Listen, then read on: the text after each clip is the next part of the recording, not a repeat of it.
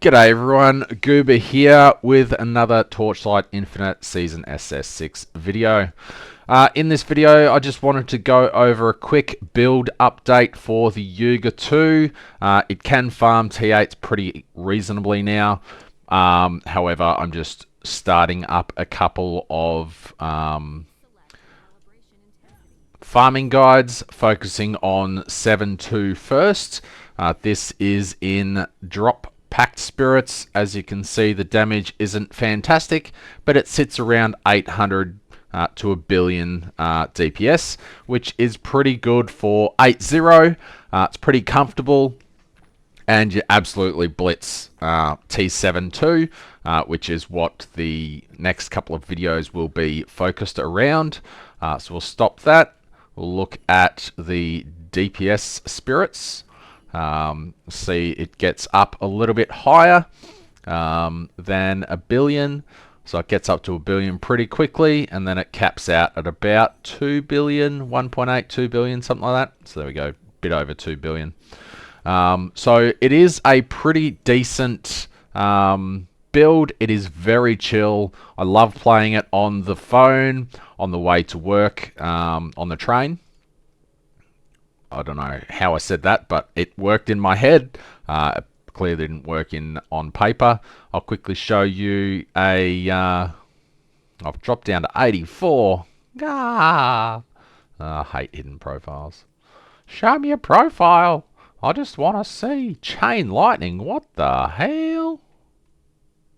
Chain lightning Youga2. What is going on? That's got me interested. That's different. Lightning damage with Ignite. Ignite, Reap Youga2. Anywho, I'm getting distracted. Let's give this a crack. I am just running with Starstalker because, well, I'm doing 7.2. I don't really need Frost Shield. You can switch out to Frost Shield and lose a bit of damage for T8s if you want, but that is entirely up to you. That's the slot that I would switch out. I would leave Blurry Steps and Mana Boil and all that sort of good stuff. This boss is pretty simple. You just sit here AFK for a lot of it, and then you move every now and then. You don't want to get exploded by that, so just move out of the way, move back. So from my last build update to this one, some people on stream and in YouTube comments have pointed out some inefficiencies with the build, mainly that I don't actually do wilt damage because I have Reap Purification. So bit of a major oversight from the last build guide, I guess. And another one that stands out was the... Sorry, I just don't want to... get exploded, he says, as he almost gets exploded. Another one was the Corrosion Curse versus Entangling Pain, I think it's called. One benefits from erosion skill levels, one does not. And as you can see, I'm using the Corruption Curse at the moment, which benefits from erosion skill. Didn't see that coming. Too busy talking shit. So I don't think I'm going to get a new record here. By the looks, I am in DPS spirits. That death probably stuffed me a little bit. I've got to get 70 more levels.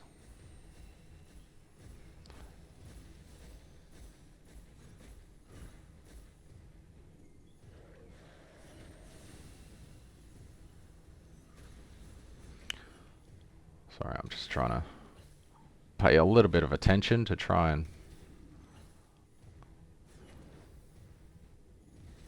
We've got 30 seconds to get 30 levels. Yeah, I'll probably do it, actually. I doubt I'll get over 1,000. because I've only got 30 seconds left. Oh! Man. It's a sad day when you die to the most obvious attacks in the world, but... no, well.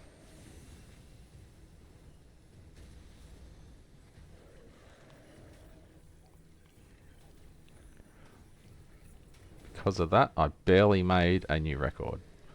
Couple of silly deaths, but no, that's on me. That's not on the build. I'll quickly go through and show the updates. It was noted in a previous video that I talked about getting Dream Talkings on your gear, on my gear, but I didn't show how to do it. So to do that, you go down to the Daydreamer Paddy, go to Dream Interpretation. This has changed a bit. Previously, once you did this step, you couldn't craft on the items anymore. That is no longer the case. It just adds an affix, and you can have 3 of these equipped at any one time. So unfortunately, I can't get Erosion Pen on all 6 items. That would be phenomenal. You are still restricted to 3. So all you do is you would select it. It unequips the gear. It unequips the gear when you are crafting anyway, honestly. So you just do Dream Interpretation. You can either take it or not take it. That is Affliction Effect, so I am 100% going to take that. So you just hit record, and that's going to give me 1 less Agility Blessing stack. Whatever. Who cares? I'll take Affliction damage over that any day of the week. And that's pretty much it. So you can still craft on the item. You can still edit the energy and all that sort of stuff. So it doesn't stop you doing anything, and you're still good to go. Just because, let's use a couple of these. There we go, tier 1 Affliction Effect, nice. Can we get erosion damage too? That'd be nice.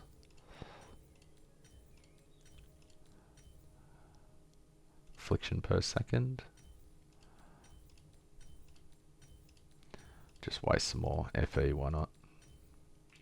Elemental damage. I've had elemental damage about 30 trillion times. Comes up all the time. But this weapon's starting to become good. I'll do 3 more. 1, 2. Let's just use the rest of our currency. Why not? Elemental again. 2 more tries. 1 more try. Didn't get it. Oh well, whatever. See our ranges. They are... that can be a lot better. That's pretty good. That's pretty good. Let's use some. We've got plenty. 75, 67, 83. So, ugh. Terrible. That's fine. Oh, the max ES is pretty bad. Anyway, I'm getting way too distracted. So that is how you craft up your gear. Once you finish crafting, make sure you go back in and put on your auras and stuff again, as it messes with your energy. So I will quickly go through the skills while I'm here, because why not? Guard is an addition because I got Cataclysm on the Soul Candle. You can also get, I can't remember what other skill you would put in there on the other Soul Candle. My other Soul Candle is just dot and erosion damage, tier 3s, pretty bad. Onto Mana Boil, you can use this or Arcane Circle. Arcane Circle, they need to be in the circle for you to do the extra damage. It might be better on the daily boss, but for general mapping, it's not as good. Preparation is definitely not needed because it's just a permanent buff that you lose it when your mana drops to 0, which is never. I just have that in there because I had it. You could just have a normal preparation. Onto Blurry Steps, cooldown recovery extended duration to have it up as much as possible. Star Stalker with increased effect. Corruption, this is the curse that you can play around with, having corruption or anywho. So you can either use Entangled Pain or Corruption there, but Corruption benefits from Erosion skill level. Precise Erosion Enhancement, ideally Precise Deep Pain. Precise Swiftness would be good. This one was a little bit interesting. If I don't have increased area on, I cannot use this. There is the multiplication of off the beaten track. I would have thought the 110% outweighed the 0.95% from off the beaten track, but I guess it's a multiplier. So the more auras you have on, the less it reserves. So you can just do that. I guess if you had even more energy, you could reserve an extra one there and gain a little bit more life back. But 57 life or 100 life, that's not going to make any difference. You're still going to die. So that was very interesting. Precise Ellie Res would be awesome there, but that is good enough for now. I'll quickly go over my gear. So gear hasn't really improved much. I've been busy and just putting in most of my crafting into the weapon, trying to get that into tier 1s, and then I'll go on to another item, getting that up to tier 1s as well. So that's not that great. Energy shield, that would be better as intelligence. Affliction, a couple of res. The neck, int, damage, max ES, reses. Belt, ES, int, damage, res, and affliction effect. The rings, I bought a couple of these for like 3 FE. Could do better.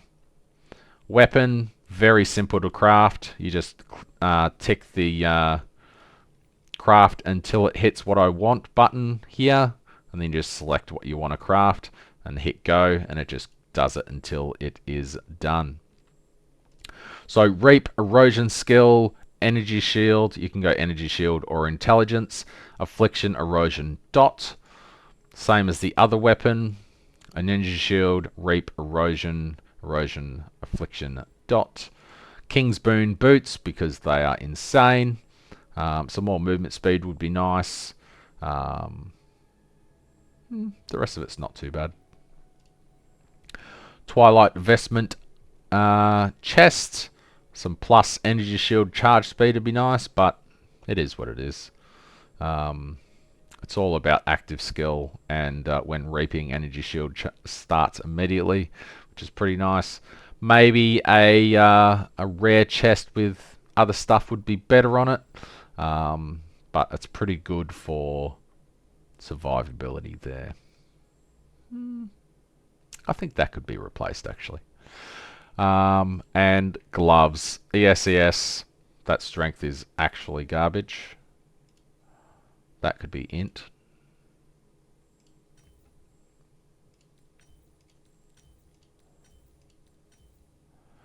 Actually, let's just do autocraft. I want this at tier 3. Go.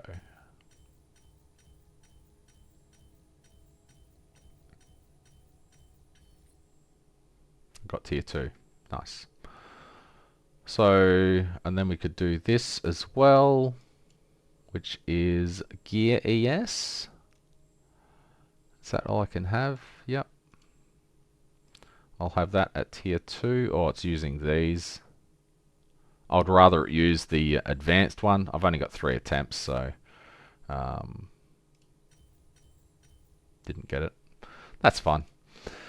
Anywho, so that's all of the gear. Slight upgrade there. I'll have to just make sure I... Okay, it didn't do it to that. Does that have energy? 1. It has 1. Has 1 energy. That's funny.